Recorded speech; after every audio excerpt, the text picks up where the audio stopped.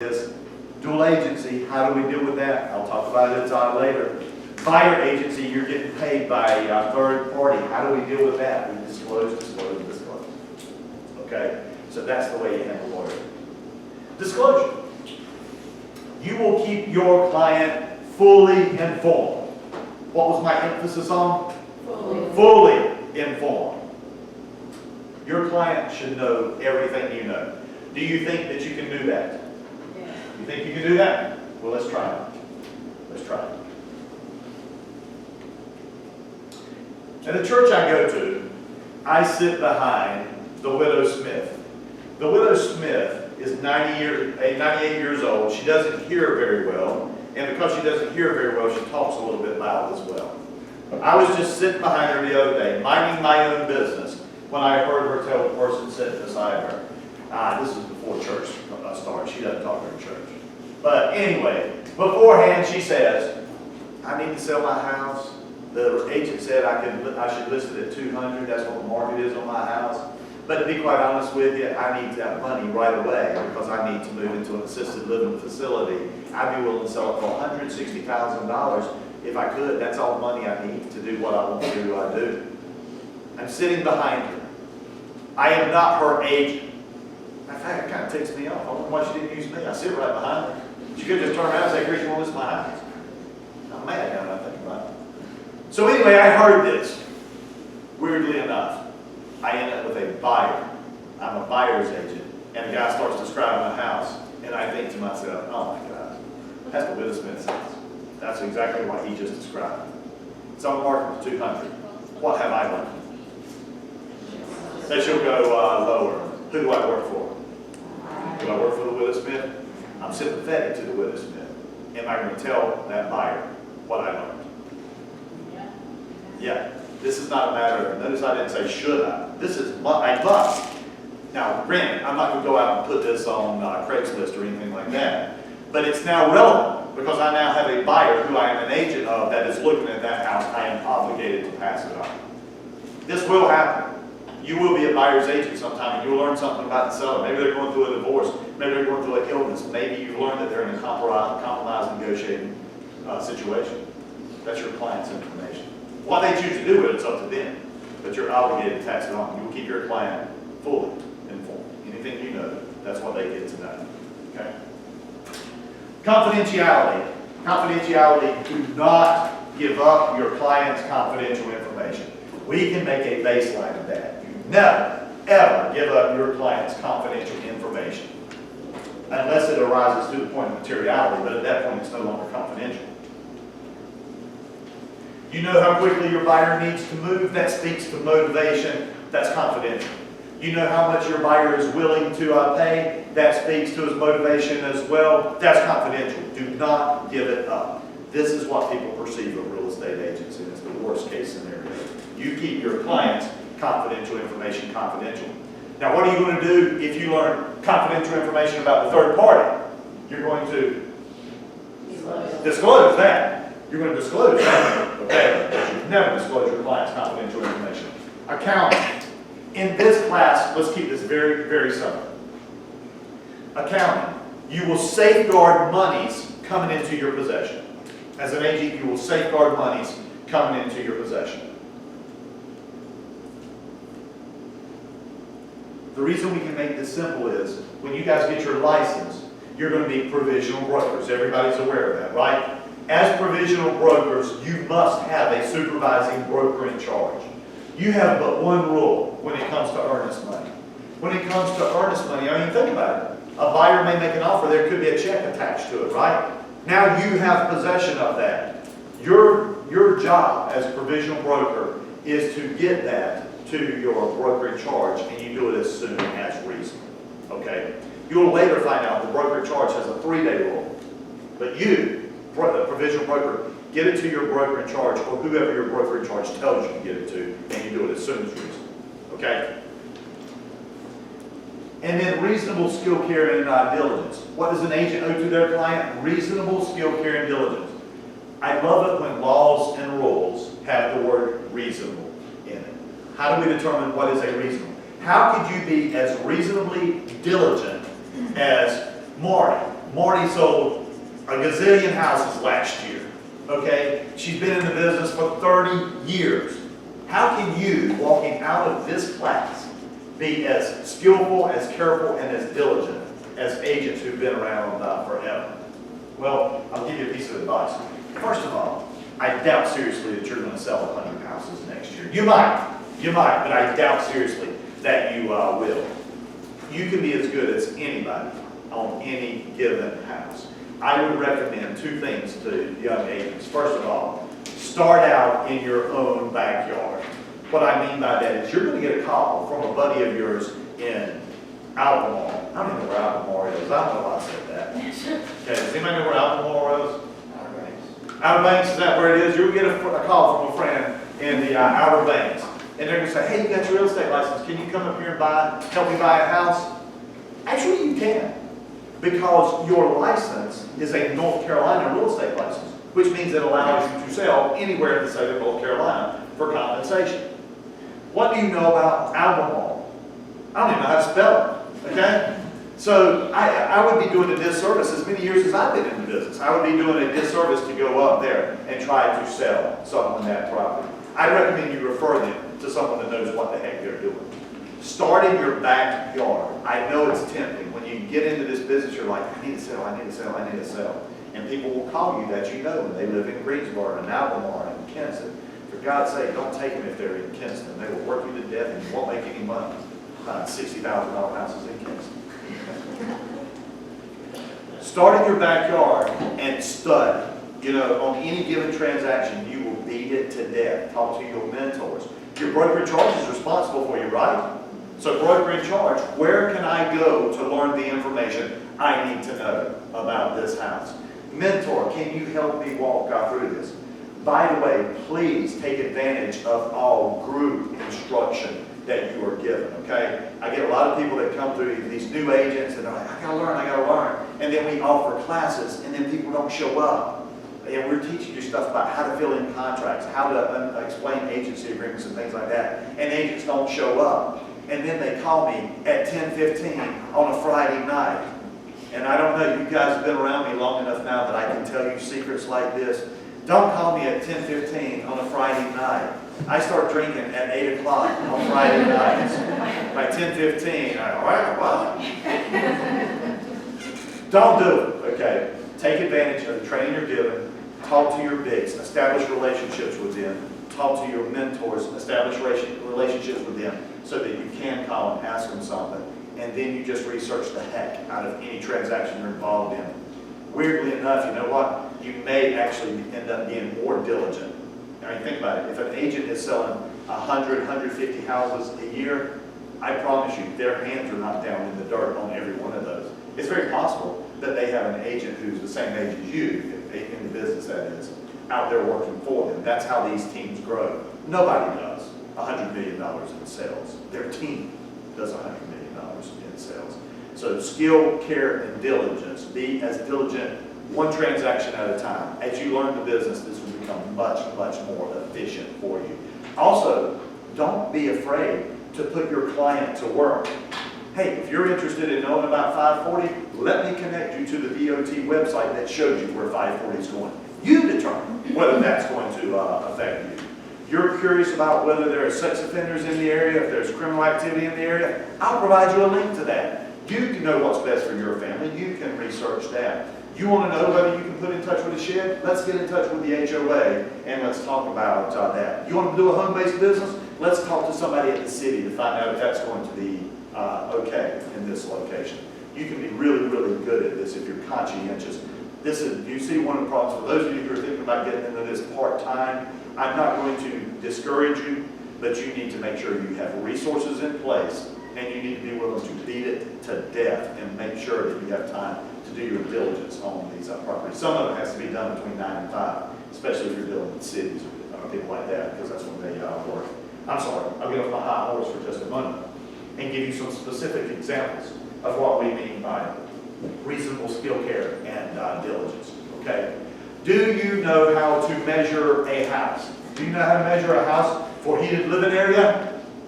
No. I mean, there's no reason you would. We haven't talked about it in this class, and unless you do it in another walk of life, you won't know. I will tell you the rules in this class. I will tell you the rules, but it takes practice or a relationship. A lot of agents today are actually paying appraisers to go out and measure houses. They usually do it for $75 to $125, depending on the size of the house. And they're expert at it. I might consider that. Okay, boom, I can check that out. Do you know how to do a CMA, a comparative market analysis on a house to determine the value of a house? Technically, we don't use the word value, the probable sell price of a price. Do you know how to do a CMA? If you do, you didn't learn it here. I mean, because we haven't gone over it yet, right? We won't go over it until chapter 17. And at that time, when we go over to chapter 17, I'm going to say, the best thing you can do to learn how to do a CMA is get in touch with your broker in charge or your trainers at your office and let them work through it. Until you get very good at this, make sure there's somebody there to check your back. Okay? But you'll learn how to do a CMA. If you're doing one in my neighborhood, it's actually not that hard. I live in a neighborhood where the houses are roughly the same. It's not that difficult. You start evaluating a horse farm? Come on, I can't even do that. I'd get someone who had greater expertise to do that. So do you know how to measure a house? Do you know how to do a CMA? Do you know how to discover and disclose material facts? Now, this is where the word reasonable actually helps you. Okay? You are not expected to be an expert on HVACs. Okay? You're not expected to be an expert on structure. You're not expected to be a structural engineer, right? You're not an inspector. So what you do in this case is you just give good advice, have good resources. This is a home inspector that I work with. The reason I work with this home inspector is because they are very diligent in their work. They have a good eye. They're contractors, or they have some other experience in the field. That's why I use them. I have a lot of faith in them. Okay, so that's actually part of your diligence. Is just simple. I like to think of real estate agents today as being project managers. That's really what I think we are. We're marketing experts and project managers. When I got into the field 30 years ago, the fact of the matter is we didn't have all this electronic, we didn't have digital communications the way we do now. At the time, if you wanted to see a house, you had to go to a real estate agent. And the reason is because since it wasn't online, it was in books. Every week we would get a subscription of books and it would have the listings in there. So if you wanted access to the listings, you had to come to an agent. We had the information. That's where our value was.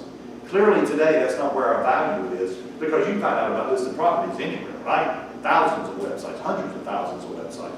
So we have to do something for value. And our value today is project management and marketing. That's what we do today, okay? So be diligent in regards to that. What do I owe to my client? Obedience, loyalty, disclosure, confidentiality, accounting, reasonable scale of care, and diligence. Bam! I mean, clearly this is important, and clearly you're going to be tested on that, but it wasn't that hard, was it? It was level 3, but it's not that hard. Questions or comments so far? Let's keep moving. Let's keep moving. And again, notice the top of the slide. Notice the top of the slide, what we're talking about here. What do I owe to who in this case? Third parties. What's another word for a third party? A customer. Okay? Actually, all that was on the slide. I thought y'all were doing extraordinarily well. I didn't realize it was all out there for you to see. Okay, now listen. I told you your license is a certificate of public trust. And even though you don't work for this party, you can't cheat. What do you owe them? Honesty, fairness, competency, and material facts. This sounds like an episode of Andy Griffith. Don't lie, don't cheat, act like you got some sense. You know, that's basically what you owe to third parties. You know what honesty is, right? You know what fairness is. Competency, you need to know what you're talking about. Material facts and fairness. You might not know what material facts are. So let's spend some time talking about material facts. Now, as I set up material facts, I want you to understand there are two categories of material facts. There are material facts that you owe to your client. Can you just, off the brief conversation we've had so far, can you tell me what are material facts that I owe to my client? Well, we're talking about the environmental material facts. Well, I'm talking about the ones that I owe to my client. And it starts with the letter E, and it ends with thing. Everything. Everything. My client gets to know everything. If I learn something about the third party, my client gets to know it. If I know of defects, my client gets to know it. There are some things that are material to my client, and that is everything that I know. All right? There are some things that are material to third parties, and they typically have to do with defects regarding the house, okay, the property. So let me flip over to the next page, and let me get this conversation started. Every once in a while, you'll be reading a text, and you'll hear material facts described as any fact that is material to the transaction. Don't you hate that when they use the word to describe the word? Okay, that doesn't do me much good. So what the commission has done is they've come back and they've given us a short list. When you're trying to determine whether a fact is a material fact or not, take the following things into consideration. First of all, a fact about the property itself. A fact about the what? Property. Not persons, about the property. Okay? Now, I'm going to be a little more provocative on this. I'm going to say negative facts about the property. Because let me ask you this. If I'm the listing agent, what am I doing with all the positive aspects of the house? Oh my gosh, I'm putting them everywhere, right? I'm putting them in the MLS, I'm advertising, I'm shouting, I'm putting them on my sign, anywhere that I can, Facebook posts, whatever. Those aren't negative facts. Those are the ones that I have to disclose. There is a leak in the roof. By the way, when you're walking through the house, how do you know that there's a leak? You see a water stain. You talking about reasonable? I see a water stain. This is worth investigating. I'm not going to make you a roofer or a plumber or anything like that. But my God, I saw a water stain. Somebody needs to explain how that happened. Okay? All right, the seller said, well, okay, we have a leak in the roof. You plan on fixing it? Well, yeah, it's not raining a while. Well, what are you going to do? I'm going to get a can of sealing white and I'm going to paint over it. No, you're not. Because if you paint over it, now that I know about it, I have to do what? Disclose it because it's a what? Material fact. All right. Now, if they honestly fix it, fixed is fixed, and you don't have to disclose it, I actually have a little different strategy. What I recommend is if they fix something, I recommend they fix and disclose. So in other words, we've fixed it, and by the way, here's the contract of receipts. So buyer, if you buy the property and you have a problem with this in the future, go see the contractor who did the work. Don't come back to me. We told you about it, okay? But technically fixed is fixed. If it's not fixed, you need to tell sellers this. There are only two ways that sellers can get in trouble in North Carolina. North Carolina is what we refer to as a caveat emptor state. Let the buyer beware, meaning the buyer is responsible for their own diligence. There's only two ways a seller can get in trouble, and that's to tell a flat-out lie or to conceal a material fact. Okay? Yeah, Tim. When we watched the environmental video, there was the storage tanks in old homes Yeah. that were material facts. What if the owner doesn't even know that there is a storage tank under the house? Now keep in mind, listen closely to this. Agents are responsible for what they know or what they reasonably should know. Okay? So, Jen, here's my question to you.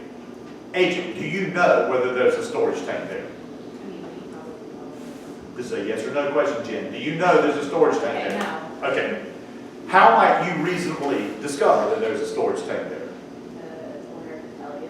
What's that? The owner can tell Okay. The owner doesn't know because they're like third or fourth generation owner of this house. Maybe the neighbors know. Maybe it was built in the 1940s, 50s. Maybe it's a rural area. Maybe you see an old furnace, an old oil furnace that's still in the house from when they upgraded, they never took it out. Unless I see these telltale signs. As a matter of fact, you might be walking around the backyard and trip over something sticking up out of the ground. There are some cases it's not reasonable for you to know, and you've not done anything wrong, if that's the case.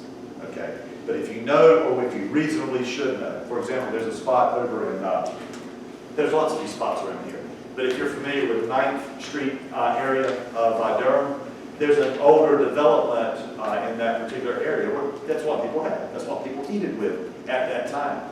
And so my agents who list over in that area, they know to check, is there an underground storage tank? Why? Because I have reason to believe that there might be. they actually hire someone to come out with a metal detector and sweep the area to find out if they get a hit on something that may be a underground storage tank. You wouldn't do that in my neighborhood. My neighborhood's relatively new development, and we have a PSNC gas, so there'd be no compelling reason for us to have underground storage tank.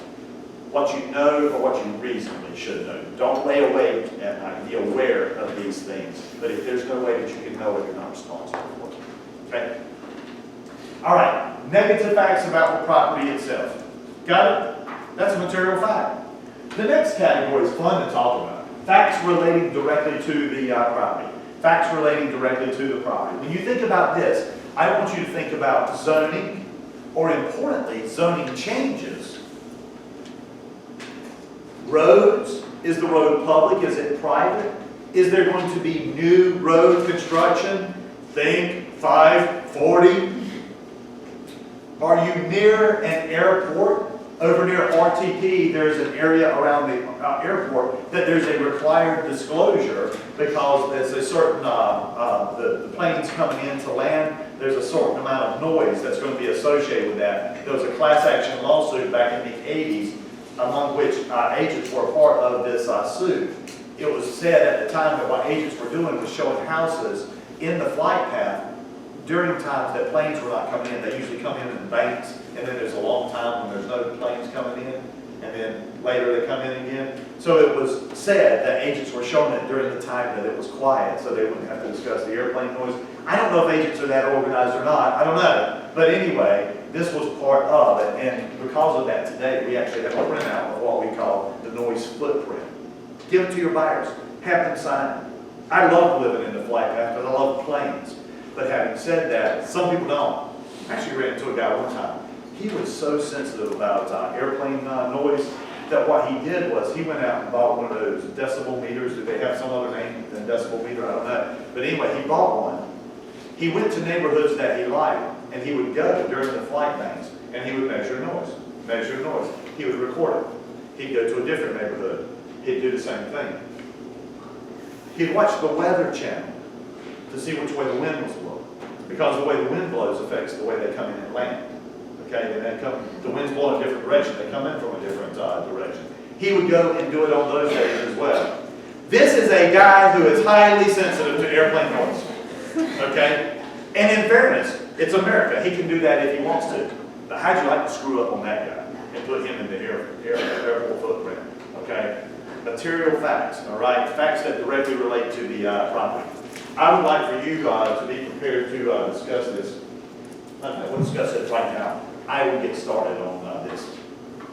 I'm going to give you my example of a material fact in my area. While I'm thinking about it, well, let me rephrase that. It's something that I believe is material in my area. The agent who sold me the house didn't believe it was material. I'm not mad at him for that. Sometimes material facts are a gray area. Okay? I want you to think about where you live and be prepared to discuss with me something that you might think is material in your area. In other words, remember my earlier comment? I think that you should start practicing in your backyard because you know that area of the desk, you know the material facts. When I was looking at my at the time that we were looking for a house, my wife worked at Rex Hospital. I worked over in Spring Lake, Fayetteville area. And so we were looking for a place where we could kind of split the difference, but yet be inside of Wake County. For property values, we want to stay inside of Wake County. I had never been to Holly Springs other than just passing through Holly Springs. So we start looking. We find a house that we like. We say, okay, well, we'll take a look at this house. We eventually enter into a contract. We enter into, I'll talk a little bit later about how we bought that house. We bought it on an option contract. That'll come up in chapter 10. But now that we're serious about this house, we start doing all the things that you do when you're serious about a house. We're walking around now. We're looking to see if we see any defects with the house. We're looking under the cabinets to see if there's any water leak. We're shaking the toilets to make sure they're set appropriately. The tough stuff you do. That I had to do it in front of my wife to make it look like I knew what I was doing. I'm a real estate agent, so I want to look like I know what I'm doing. So anyway, we're in the kitchen, and we open up the cabinets because I'm looking to see if there's a leak in the kitchen sink that I need to be aware of. And when we open up the kitchen cabinet, taped to the back of the kitchen cabinet, right there in the middle of the kitchen cabinet, tape there with a note were these pills, these little white pills. And it said, in the event of an emergency, take these immediately. And I'm like, okay, well, that's all right. Somebody named it. In Holly Springs, I am within 5 miles of a nuclear power plant. These pills are potassium iodide pills. In the event that I am exposed to radiation, apparently they will protect my thyroid from radiation exposure. So I've got that going for me. So if I ever hear the alarm go off at Sharon Harris, I'm going to take these pills. And as the rest of my body is incinerated, apparently my thyroid will be in pretty good shape. So I've got that going for me. Let me ask you this.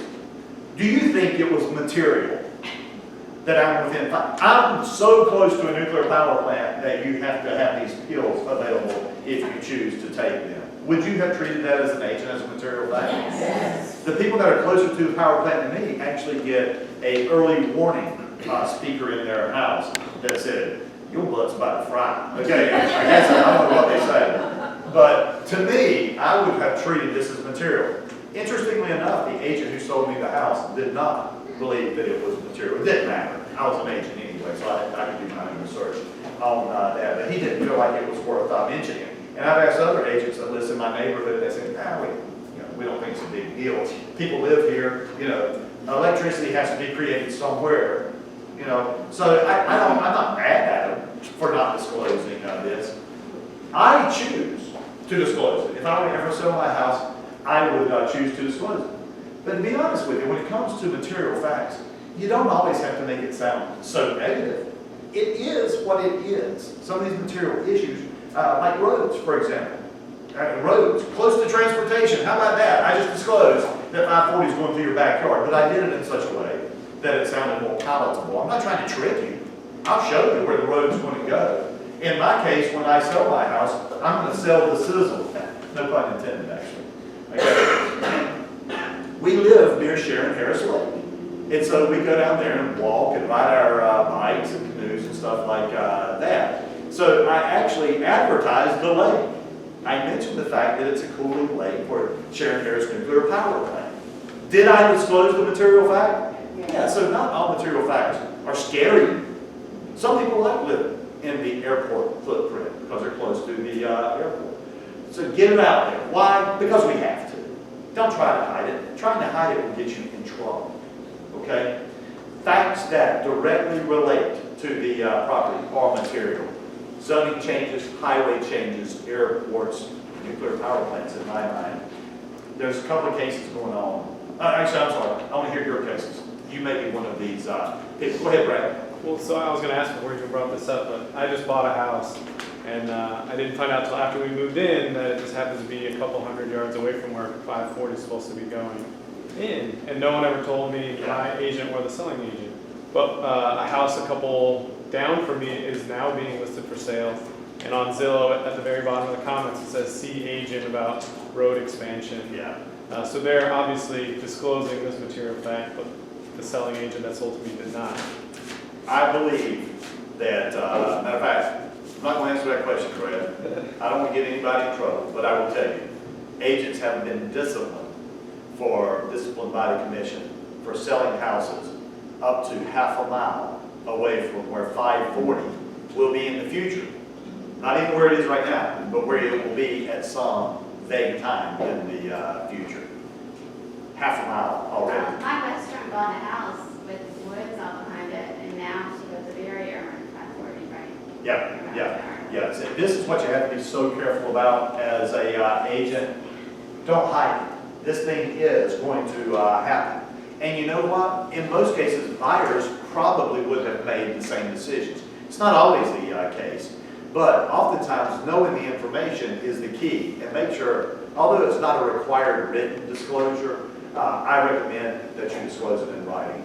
I love email because in email I can give it to you in writing. You can look it over. I can keep it in my file. So if you ever come back and say, why didn't you tell me about 540? I can say, I did. This is right here where you initialed it. So if you come to our neighborhood right now, there's a nice lacrosse field right adjacent to the front of our house, or one street or house. That land has been sold to Duke Energy, and it will be a substation, and they'll probably start construction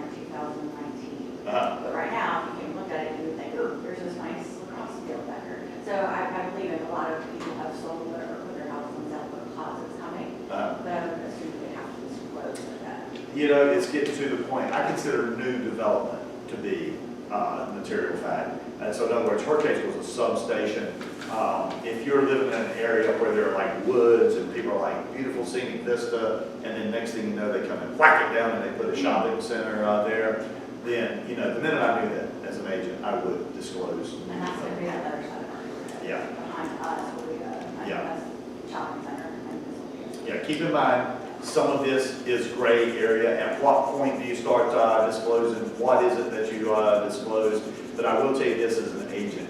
I'm very conservative when it comes to disclosure. I disclose a lot of things that are probably more than what I have to do. But I'll tell you what I never do. I never lie. I never lie, because that will come back to haunt you. When I sold new homes, I worked in a neighborhood that, you'll see this a lot in new home subdivisions, where you'll have a road, and that road is stubbed off, and it'll have a sign on it that says subject to future development. And I would always get this question. They would say, what do you think's going back there? Right now it's just beautiful woods. Okay. What do you think's going back there? I don't know. I don't own that land. We don't own that land. We can't control what's going back there. Well, what do you think's going back there? I don't think. This is your house. You do all the thinking that you want to. Go talk to the city, talk to the county, talk to somebody, but you're never going to get old Chris to say what he thinks it's going to be, okay? Because at some point you're going to come back and say, well, I bought this lot right here, and I bought it because there's no through traffic. Next thing I know, they put another development back there. Now people are going by my house all the time, blah, blah, blah. I blame my agent for not telling me. Not me. I told you I didn't know. Now the minute I know, now we got material information that I can disclose. By the way, the neighborhood I used to work with, it was kind of interesting. It's over in Fuquay. For those of you from Fuquay, you may be familiar with this. Do you know where the Dunkin' Donuts is? I told you I locate everything by virtue of Dunkin' Donuts. If there's a donut shop, I'll give you directions using the donut shop. The Dunkin' Donuts, there's a Chick-fil-A over there, there's a Kohl's. I told the neighborhood that backs up to. There's a neighborhood in there called Willow Creek, I think is the name of it. And back before anything was there, we sold homes in that area for like $100,000 to $120,000. I actually was proud of the development that went in around it. You know, people were always asking, what do you think when we go there? I know some of them were upset because it got dense and it got busy, but wow, what great amenities that came from that. But it doesn't matter. I never told them one way or the other. We didn't own the property. Who had their hand up? Go ahead. So, I guess I have my situation within the question that follows. So, my complex was actually on the news last year. It's Rockbridge and Plainfield. Okay. We had some water issues. Okay. And it was because water had been tested. There was all this chemicals in the water. We are a community water, not well or anything like that. So I was not told when we moved in about any prior issues to the water. And it was maybe a month after we moved in that all of a sudden my complex is on the news for having all of these chemicals in the water. So I could easily go online and Google my complex and see that story come up. Would that be something that you would disclose since it was in the past? Or, because now what they're doing, they're actually putting water softener systems in the, they came in and they retroed back for everyone that had bought water softening systems, like $3,000 systems in our garages to filter the water. Wow. So I don't know if that